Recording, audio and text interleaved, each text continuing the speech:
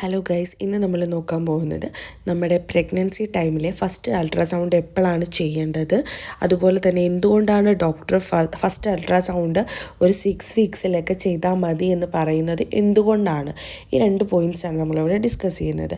ഈ മെയിൻലി പേഷ്യൻസിൻ്റെ ഒരു ഡൗട്ടാണ്, അതായത് പ്രഗ്നൻ്റ് ആണെന്ന് പറഞ്ഞുള്ള എക്സൈറ്റ്മെൻറ്റിൽ നമ്മൾ ഡോക്ടറെ സമീപിക്കുന്നു, നമുക്ക് ഡോക്ടർ Beta-HCG പറയുന്നു, Beta-HCGയുടെ റിസൾട്ട് നമ്മൾ എടുക്കുന്നു, അത് പോസിറ്റീവ് ആകുന്നു.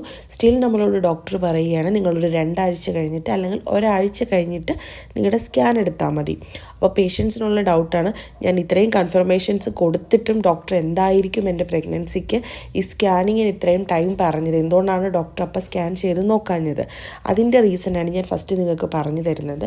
എപ്പോഴും നമ്മൾക്ക് കിറ്റിലോ അല്ലെങ്കിൽ Beta-HCGയിലോ നമ്മൾ കൺഫേം ചെയ്യുന്ന പ്രഗ്നൻസി വളരെ ഏർലി സ്റ്റേജിലാണെങ്കിൽ അത് നമുക്ക് സ്കാനിങ്ങിൽ കാണാൻ പറ്റത്തില്ല. നമ്മൾ Beta-HCGയുടെ വാല്യൂ എടുത്ത് പറയുകയാണെങ്കിൽ ഒരു 5000 എബോ ആണെങ്കിൽ മാത്രമേ നമുക്കിത് നമ്മുടെ യൂട്രസിനകത്ത് പ്രഗ്നൻസി എത്തിയിട്ടുണ്ടാകത്തുള്ളൂ, നമുക്ക് ഈ പ്രഗ്നൻസി യൂട്രസിനകത്ത് കണ്ടുപിടിക്കാൻ പറ്റത്തുള്ളൂ. അപ്പോൾ നമ്മൾ എപ്പോഴും, അതുകൊണ്ടാണ് നമ്മളോട് എപ്പോഴും ഡോക്ടർ ഈ ഒരു ടൈം പീരീഡ് പറയുന്നത് നിങ്ങളൊരു 6 to 8 വീക്സിനുള്ളിൽ ഫസ്റ്റ് സ്കാൻ ചെയ്താൽ മതിയെന്ന്.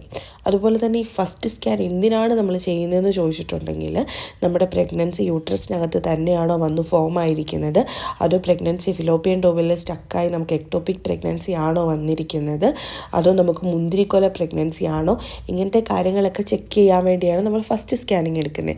അതുപോലെ തന്നെ ഫസ്റ്റ് സ്കാനിങ്ങിൽ നമുക്കറിയാൻ പറ്റും നമ്മുടെ കുഞ്ഞിൻ്റെ ഹാർട്ട് ബീറ്റ്. ചിലർക്ക് 8 ആഴ്ച കഴിഞ്ഞതിന് ശേഷമായിരിക്കും ഹാർട്ട് ബീറ്റ് വരുന്നത്, അതൊരു പ്രോബ്ലം അല്ല. ചിലർക്ക് ഈ ആറാമത്തെ ആഴ്ചയിൽ തന്നെ ഹാർട്ട് ബീറ്റും കാര്യങ്ങളും അറിയാൻ പറ്റും. അതുപോലെ നമ്മുടെ പ്രഗ്നൻസി സിംഗിളാണോ, നമ്മൾക്ക് ട്വിൻസ് ബേബീസ് ആണോ, അങ്ങനത്തെ കാര്യങ്ങൾ നമുക്ക് ഫസ്റ്റ് സ്കാനിങ്ങിൽ ഇങ്ങനെയുള്ള കാര്യങ്ങൾ നമുക്ക് ഫസ്റ്റ് സ്കാനിങ്ങിൽ പിക്കപ്പ് ചെയ്യാൻ പറ്റും.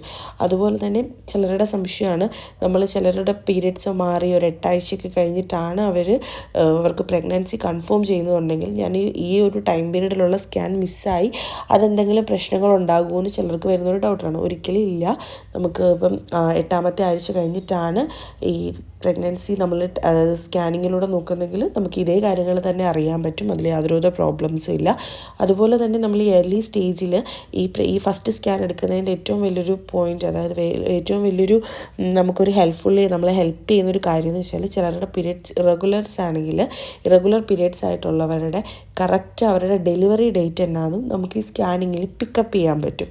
സോ ഒരു ഡോക്ടർ നമ്മളോട് എന്തുകൊണ്ടാണ് നിങ്ങൾ സ്കാനിങ് ഒരാഴ്ച കഴിഞ്ഞ് എടുത്താൽ മതി അല്ലെങ്കിൽ ഒരു 2 ആഴ്ച കഴിഞ്ഞ് എടുത്താൽ മതി എന്ന് പറയുന്നതെന്ന് വെച്ചിട്ടുണ്ടെങ്കിൽ, നമ്മുടെ പ്രഗ്നൻസിയുടെ ഇത്രയും കാര്യങ്ങൾ നമുക്ക് കറക്റ്റ് ഈ ഒരു സ്കാനിങ്ങിൽ തന്നെ നമ്മുടെ ഇത്രയും ഇൻഫർമേഷൻസ് നമുക്ക് കിട്ടാൻ വേണ്ടിയാണ് നമ്മളോട് വെയിറ്റ് ചെയ്യാൻ പറയുന്നത്. ചിലപ്പോൾ നമ്മൾ ധൃതിയിട്ട് സ്കാൻ എടുത്തിട്ടുണ്ടെങ്കിൽ ആ സ്കാനിങ്ങിൽ നമുക്കൊന്നും കണ്ടെന്ന് വരത്തില്ല. അപ്പം നമ്മൾ ആ ചെയ്യുന്ന പേയ്മെൻറ്റും വെറുതെ ആകും, നമ്മൾ പിന്നീട് ഈ ഡോക്ടർ പറഞ്ഞ സമയത്ത് സ്കാൻ എടുക്കേണ്ടിയും പറ്റും.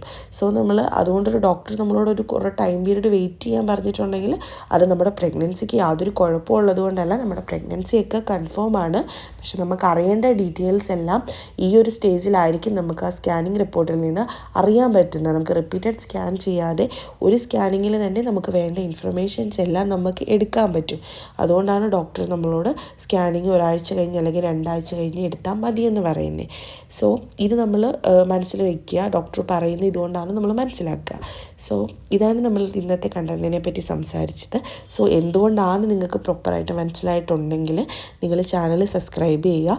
അതുപോലെ ഇത് റിലേറ്റഡ് നിങ്ങൾക്ക് എന്തെങ്കിലും ഡൗട്ടോ കാര്യങ്ങളോ ഉണ്ടെങ്കിൽ കമൻ്റായിട്ട് പറയുക, എന്നോട് ചോദിക്കാൻ ഞാൻ അതിന് റിപ്ലൈ തരാം. അതുപോലെ തന്നെ വീഡിയോ ഇഷ്ടമായിട്ടുണ്ടെങ്കിൽ നിങ്ങൾ ലൈക്ക് ചെയ്യാനും സബ്സ്ക്രൈബ് ചെയ്യാനും മറക്കരുത്. Thank you.